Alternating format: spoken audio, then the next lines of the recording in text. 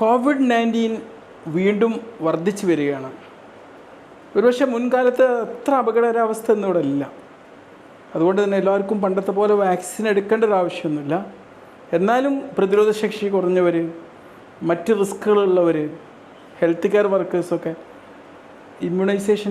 Vaccination ചെയ്യുന്നതാണ് നല്ലതെന്ന് എനിക്ക് തോന്നുന്നു. അപ്പോൾ ഈ കോവിഡ്-19 ലക്ഷണങ്ങൾ എന്തൊക്കെയാണ്? കാരണം തീർച്ചയായും കോവിഡ്-19 വന്നു കഴിഞ്ഞാൽ നമ്മൾ നന്നായി ജലാംശം ഉള്ളിലെത്തണം, മൾട്ടി വൈറ്റമിൻസ് ഇതൊക്കെ കൊടുത്ത് നമ്മുടെ ഇമ്മ്യൂൺ സിസ്റ്റത്തിന് നല്ല കറക്റ്റ് സപ്പോർട്ട് കൊടുക്കണം, നമ്മളെ ബോഡിയൊക്കെ കറക്റ്റ് ഫിറ്റാക്കി വെക്കാൻ രീതിയിലുള്ള എക്സസൈസുകൾ ഇതൊക്കെ ചെയ്യണം. അപ്പോൾ ഇതിൽ കാണിക്കുന്ന ലക്ഷണങ്ങൾ എന്തൊക്കെയാണെന്ന് അറിഞ്ഞിരുന്നാൽ ഒരുപക്ഷെ നമുക്ക് കുറേ കാര്യങ്ങളൊക്കെ ചെയ്യാൻ പറ്റും അല്ലേ. ശക്തമായിട്ടുള്ള പനി വരാം. പിന്നെ കോവിഡ്-19 ചുമ എന്ന് പറഞ്ഞാൽ ഒരു വരണ്ട ചുമയാണ്, ഡ്രൈ കോഫാണ്. ചില ആൾക്കാർക്ക് ശ്വാസം മുട്ടൽ അനുഭവപ്പെടാറുണ്ട്.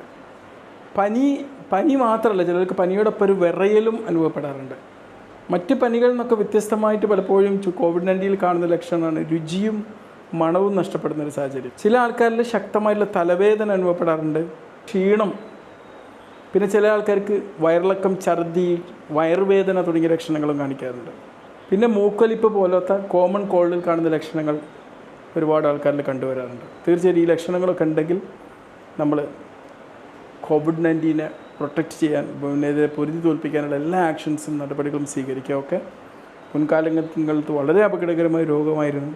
ഒരുപാട് പേർക്ക് വന്നുപോയത് കൊണ്ടും വാക്സിനേഷൻ എടുത്തത് കൊണ്ടും ഈ അസുഖത്തെ ഒരു കടിഞ്ഞാണ്ടിടാൻ നമുക്ക് സാധ്യമായിട്ടുണ്ട്. ഇന്ന് നമ്മളെ സംബന്ധിച്ചിടത്തോളം കോവിഡ്-19 മുൻപത്തെ ഒരു അൺനോൺ വൈറസ് ആയിരുന്നെങ്കിൽ നമുക്ക് നോൺ വൈറസാണ്. പക്ഷേ ഇതിൽ എന്ത് തരം ആൻറ്റിജൻ ഷിഫ്റ്റാണ് വരുന്നത് എന്ന് നമുക്ക് പറയാൻ പറ്റില്ല. അതുകൊണ്ട് നമ്മൾ ജാഗ്രത പാലിക്കൽ ആവശ്യമാണ്.